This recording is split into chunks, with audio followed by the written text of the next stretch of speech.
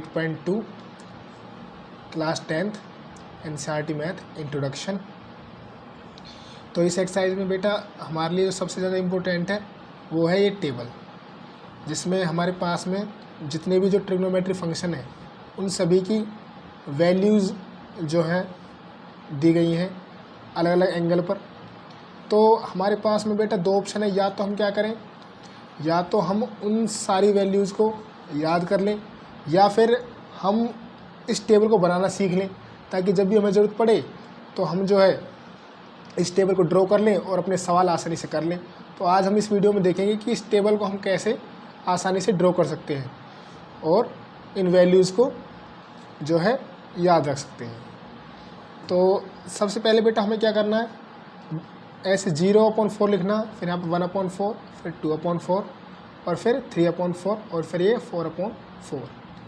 इसके बाद में क्या करना है बेटा, इन सब के ऊपर हमें क्या लगा देना है, इन सब के ऊपर हमें लगा देना है रूट।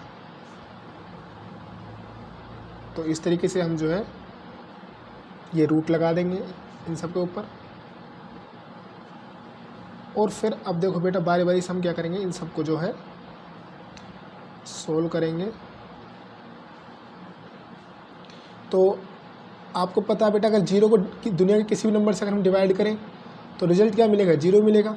तो यहाँ से मैं ये कह सकता हूँ कि साइन 0 डिग्री पर जो साइन की जो वैल्यू होती है वो क्या होती है बेटा, 0 डिग्री होती है। ठीक है बेटा। अच्छा इधर आओ, तो हमें पता है 1 का जो रूट होता है वो तो 1 ही होता है, और 4 का अगर हम स्क्वायर रूट निकालें तो वो क्या होता है 2। तो यहाँ से हमें कितनी वैल्यू मिलेगी बेटा, 1/2। इधर देखें तो यहाँ पर अगर हम देखें तो 4 का तो हमें पता है ये इसका रूट 2 होगा, और 2 जो है वो √2 के अंदर रहेगा, क्योंकि 2 एक प्राइम नंबर है, ये एक परफेक्ट स्क्वायर नंबर नहीं है। तो इसको हमें अलग से सोल्व कर देते हैं। √2/4। तो जब हमें वो सोल्व करेंगे बेटा तो ऊपर तो ये √2 रहेगा और नीचे क्या होगा, 2 होगा। और अब हम क्या करेंगे, इसको रैशनलाइज कर देंगे, ऊपर भी √2 से मल्टीप्लाई और नीचे भी √2 से मल्टीप्लाई। तो हमें पता है रूट से रूट कट जाएगा तो ऊपर 2 आएगा और नीचे क्या हो जाएगा, 2 × √2। 2 से बेटा 2 कट जाएगा, तो यहाँ से कितना आएगा हमारे पास में 1/√2। तो इसका मतलब साइन 45 डिग्री की वैल्यू कितनी होगी बेटा, 1/√2। अब इधर देखो बेटा, तो ये कितनी, यहाँ से सोल्व करेंगे तो ये √3/2, और ये 4 से 4 कट जाएगा बेटा तो 1 बचेगा। और हमको पता है 4/4 √, 4 से 4 कटेगा बेटा तो ये क्या बचेगा अंदर 1, और √1 का जो रूट होता है वो 1 ही होता है। तो यहाँ से साइन 90 की वैल्यू कितनी आएगी, 1 आएगी। अब देखो बेटा हमने साइन की सारी वैल्यू डिफाइन कर दी, उसके बाद हमारे पास में क्या है, कोस है। तो अब हमें कोस की वैल्यू चाहिए, तो अब कोस की वैल्यू निकालना बहुत आसान है। हमें क्या करना है, इन सारी वैल्यू को बस यहाँ से उठा कर उल्टा लिख देना है यहाँ पर।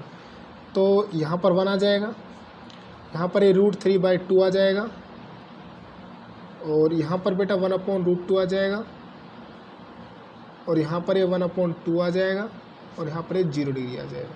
तो अब ध्यान से देखो बेटा, हमने जो है कोस की सारी वैल्यू निकाल दी साइन की मदद से। अब इसके बाद में क्या बचा बेटा, tan बच गया। अच्छा tan हमें पता है बेटा, tan क्या होता है, tan A बराबर क्या होता है, sin A/cos A होता है। ये बात हम सब जानते हैं बेटा। अब यहाँ पर ध्यान से देखो, साइन 0 डिग्री पर साइन की वैल्यू क्या है, 0 है, और कोस 0 डिग्री पर कोस की वैल्यू क्या है, 1 है। अगर मैं 0 को 1 से डिवाइड करूँ बेटा तो कितना मिलेगा मुझे, 0 ही मिलेगा, क्योंकि हमें पता है बेटा अगर हम 0 को 1 से डिवाइड करें या 1 के अलावा दुनिया के किसी भी नंबर से अगर हम 0 को डिवाइड करें तो रिजल्ट क्या मिलता है, 0 ही मिलता है। तो यहाँ से 0 मिल गई हमें वैल्यू। इसके बाद 1/2 को हमें बेटा डिवाइड करना है किससे, √3/2 से।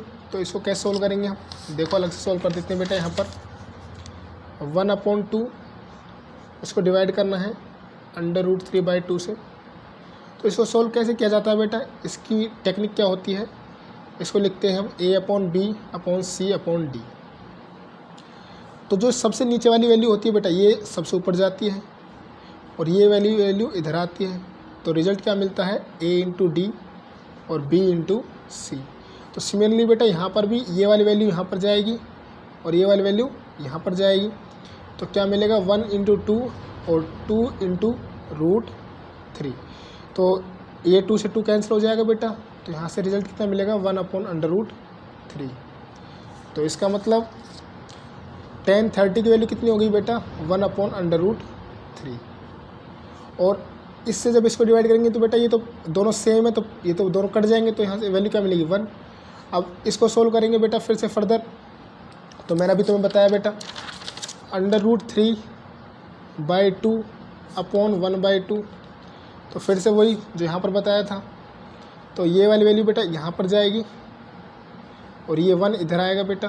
तो ये √3 × 2/2 × 1।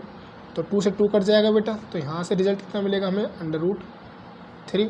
तो इसका मतलब tan 60 की वैल्यू कितनी हो गई √3। अब यहाँ पर ध्यान से देखो बेटा यहाँ पर 1 है और यहाँ पर 0 है। तो अब हम क्या करेंगे, अब हम डिवाइड करेंगे 1 को 0 से डिवाइड करेंगे बेटा। तो ये बात हमें याद रखनी है कि 0 से हम दुनिया के किसी भी नंबर को डिवाइड करें तो रिजल्ट हमेशा क्या मिलता है बेटा हमें, या तो हम इसको इन्फिनिटी बोल देंगे या फिर हम इसको क्या बोल देते हैं नॉट डिफाइंड।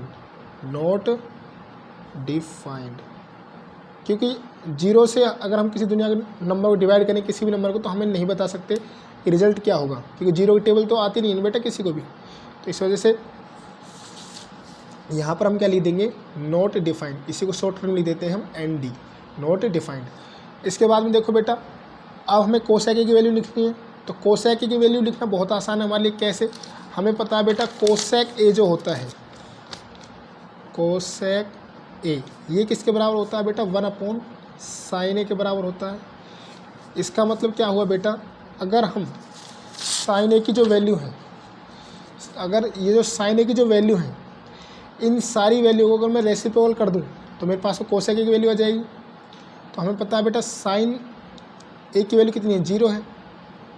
तो 0 का रेसिप्रोकल क्या होता है बेटा, ध्यान रखना हमेशा ये नॉट डिफाइन होता है। ऐसे ही बेटा 1/2 का रेसिप्रोकल करेंगे तो कितना आएगा 2 आएगा। 1/√2 का रेसिप्रोकल करेंगे तो √2 आएगा। और √3/2 का अगर रेसिप्रोकल करेंगे तो कितना आएगा 2/√3 आएगा। और 1 का रेसिप्रोकल तो बेटा 1 ही होता है। इसके बाद में बेटा देखो सेक। अब हमको पता है बेटा कि जो सेक A होता है वो क्या होता है 1/cos A होता है। तो अब हम क्या करेंगे, हम cos की सारी वैल्यू का रेसिप्रोकल कर देंगे तो मेरे पास में सेक की वैल्यू आ जाएगी। तो अगर मैं 1 का रेसिप्रोकल करता हूँ तो 1 ही आएगा। और अगर मैं इस √3/2 का रेसिप्रोकल करूँगा तो क्या आएगा बेटा 2/√3 आएगा। और अगर मैं 1/√2 का रेसिप्रोकल करूँ तो क्या मिलेगा मुझे √2 मिलेगा। और 1/2 का अगर मैं रेसिप्रोकल करता हूँ तो 2 मिलेगा। और बेटा ये ध्यान रखना हमें, अगर हम 0 का रेसिप्रोकल करें तो क्या आएगा नॉट डिफाइंड। ठीक है बेटा। उसके बाद में देखो बेटा cot A की वैल्यू चाहिए अब हमको। तो हम सभी को पता है ये बात कि cot A ये बराबर होता है किसके 1/tan A के। तो इसका मतलब क्या हुआ बेटा, अगर मैं tan A की सारी वैल्यू का रेसिप्रोकल कर दूं तो मेरे पास में cot A की वैल्यू आ जाएगी। तो 0 का रेसिप्रोकल अभी बताया था मैंने बेटा क्या होता है इन्फिनिटी। तो इसका मतलब ये तो नॉट डिफाइन हो जाएगा। और 1/√3 का अगर रेसिप्रोकल करें तो कितना आएगा बेटा ये √3 आएगा ही। 1 का रेसिप्रोकल 1 ही होगा बेटा। और √3 का रेसिप्रोकल क्या हो जाएगा 1/√3। और नॉट डिफाइन का रेसिप्रोकल क्या होता है बेटा 0। तो बेटा तुम देख सकते हो हमने बिना कुछ भी याद करे पूरी टेबल को बना दिया सिर्फ इसकी मदद से। तो इसी तरीके से आप भी टेबल को बना सकते हो जब भी आपको ज़रूरत पड़े और आपको कोई भी वैल्यू याद करने की ज़रूरत नहीं है। तो जब भी आप क्वेश्चन को सॉल्व करो तो फटाफट से आप इस टेबल को ऐसे बना सकते हो और क्वेश्चन को सॉल्व कर सकते हो। So thank you so much. Video कैसी लगी कमेंट में बता सकते हो बेटा आप।